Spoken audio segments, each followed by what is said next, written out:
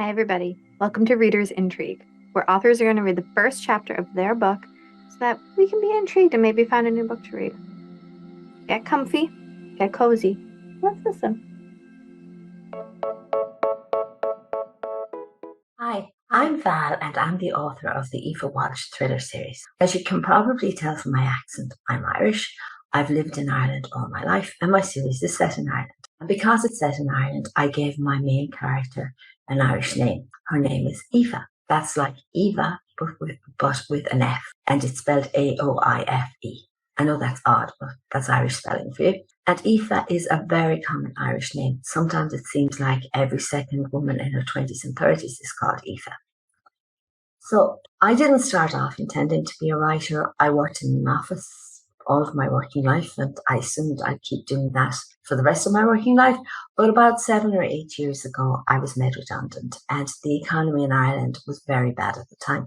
It was almost impossible to get a job, so I knew I'd be waiting a long time before I got another job. And I'd gone from working ridiculous hours to suddenly having all this time to myself. And I'd always thought that at some stage I'd write a book, so I figured this was my chance. So the one thing I knew about was working in an office. So my very first book, Girl Targeted, is based in an office.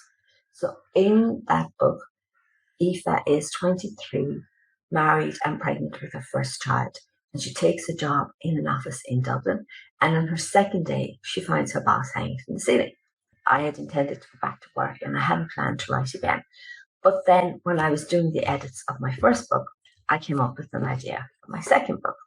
So my second book is Only Lies Remain.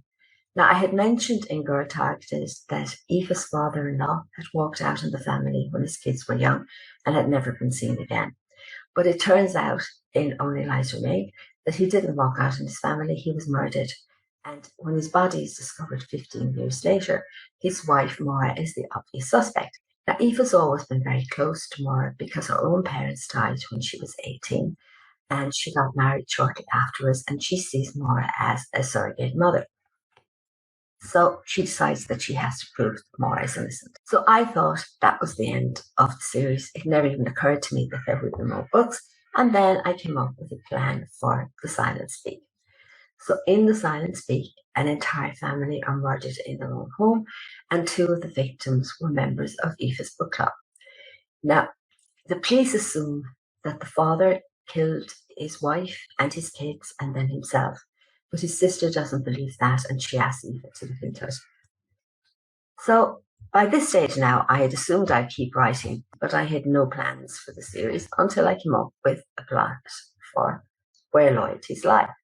So in Where Loyalties Lie, 4 young people go for a walk on the cliffs of Moher, and Oran, one of the young men, falls off and dies. And his friends all say that it was an accident, but a stranger who saw the entire thing says that one of Owen's friends deliberately pushed him off the edge. Now, Aoife's friend Orla works for solicitors, and she is caught up in this case, and she asks Aoife to look into it. I mentioned that Aoife is working in an office in the first book, but what Aoife always wanted to do was to be a journalist. She trained as a journalist, but she wasn't able to get any work in journalism, so she started working in an office. But once she becomes a mother, she wants more control over her own schedule, and she figures the answer to that is freelance journalism. So she's doing journalism on the side in all of the books, but in the 5th book, Dying to Tell, she's asked to write a series on missing people. So she picks as her subject Nicole. So Nicole's story is that she's married to Matt, and they're on their honeymoon.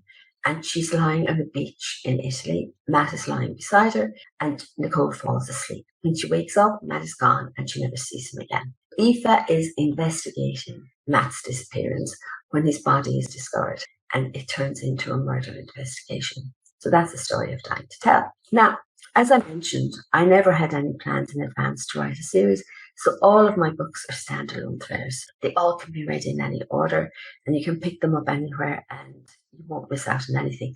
The only thing that links them as a series is Aoife's personal life. So in her very first book, she's very happily married, she thinks, but then when people start trying to kill her, her husband doesn't seem to care, and she begins to wonder, who did she marry? And it goes on from there.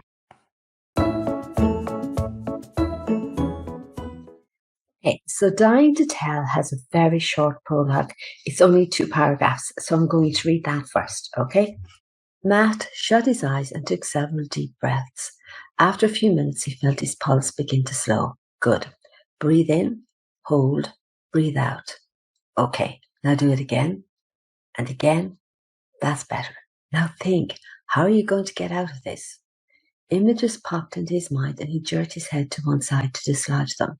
The people who caused this aren't important right now, he reminded himself. What matters is figuring out a way to...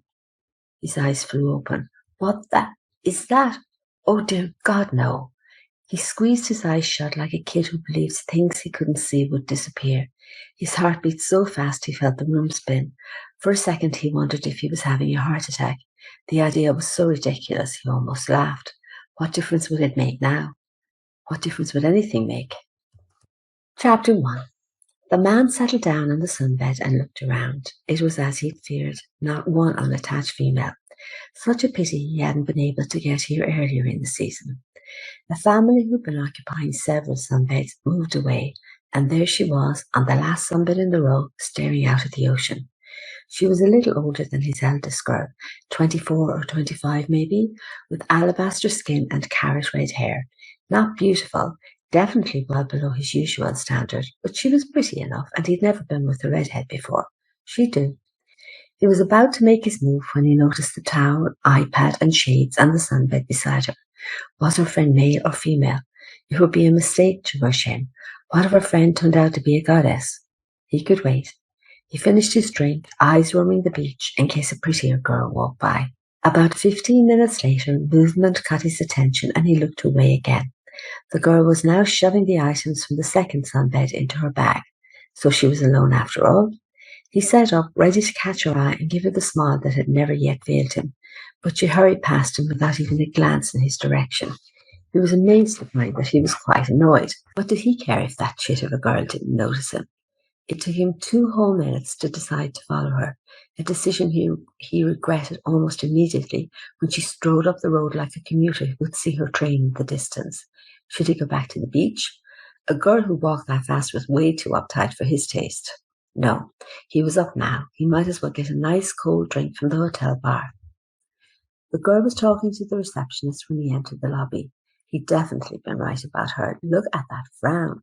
Her face would be destroyed in a few years if she kept that up. He took a seat as far away from the door as possible and had just ordered a drink when the girl rushed out of the hotel again. All that running around. What kind of a holiday was that? Someone really needed to teach that girl to relax.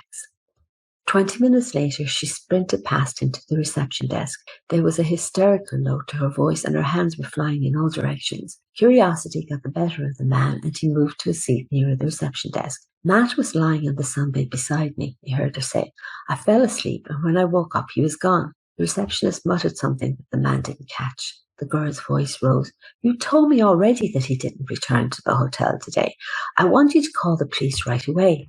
The receptionist picked up the phone and muttered into it. The man's Italian was limited, but he was pretty sure he got hysterical mentioned more than once. 3 minutes later, he saw the short, stout hotel manager straighten his tie and pat his grey moustache as he hurried to the reception desk. The manager muttered something in a conciliatory tone, put his hand on the girl's arm and tried to lead her away from the desk. The girl shook him off. I am not going anywhere. I have walked the entire beach twice. I've checked our room. Nobody has seen Matt in hours. I want you to get the police over here this minute. Madam, you must not be upset. Your husband is enjoying the Italian sun. He will return momentarily. Something's happened to him. I know it. He'd never disappear without telling me. But you were asleep, yes? He didn't want to disturb you, so he went sightseeing, perhaps. If he has not returned by tonight, then we will contact the police. My husband would never disappear without a word. Something terrible has happened. You have to call the police right away. This is an emergency.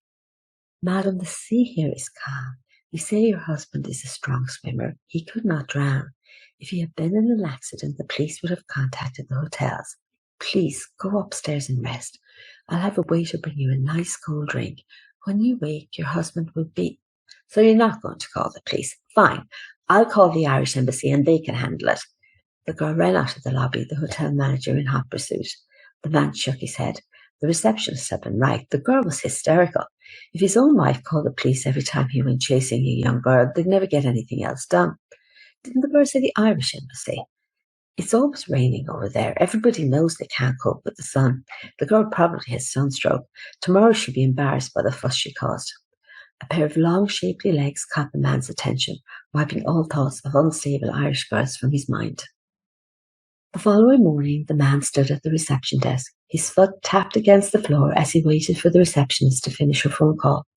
As the minutes passed, his grip on his suitcase grew so tight his knuckles ached. He needed to get out of here now. Wasn't it the receptionist's job to check him out? Why couldn't she do her job while she chatted away on what was probably a personal call? 2 seconds later, he'd had enough. "Excuse me." The receptionist smiled and held up one finger to indicate she'd be with him in a moment. The man's face reddened. This was intolerable. He was about to speak again when the receptionist's eyes widened and she hurriedly finished her phone call. The man glanced behind to see 2 men in police uniforms. His heart pounded against his chest as he moved to one side, picked up a hotel brochure and pretended to read it. He couldn't follow all of the conversation between the police and the receptionist, but he understood it had something to do with an Irishman who was missing. That damned Irish redhead. Couldn't she have waited a few hours until he managed to get out of the country? He couldn't risk the police questioning him. The man took a seat in the reception area and waited until the hotel manager led the police to a private office. Then he rushed to the reception desk. Elbowing an elderly couple to one side, the man insisted he had to leave immediately or he would miss his plane. He settled his bill with the cash he had taken from the ATM earlier that morning and almost ran out of the building. He jumped into a waiting taxi. As it pulled into the traffic, he sank into the seat and let out a long sigh. Earlier that morning, he'd worried he'd never make it out of the hotel in one piece, but the future was looking brighter already. Nobody would ever be able to link him to the fake name and address in the hotel records. He would be safe now. Almost a month later, the man was scrolling through his newsfeed as he waited for his youngest to finish her ballet class. It was the red hair that caught his attention. The Irish girl was in an airport, head down, dragging 2 large suitcases behind her. The headline read, "Newlywed returns home alone." So that is Dying to Tell. Thank you for listening to me and I hope you enjoyed it. I promise you I am an awful lot better at writing than I am reading. I know that wouldn't be hard. I'm no actress and besides Irish people speak far too fast, but I made a real effort to slow it down. Anyway, as I said before, all of my books are standalone thrillers and can be read in any order. You can see that on the Goodreads reviews. Well, not everybody, but a few people have mentioned that it's easy to pick up the series at any point. Okay, take care. Thank you again. Bye. Thank you again to the amazing author that read us a story. And be sure to check out all the other amazing shows on RB Media. Till next time. Bye.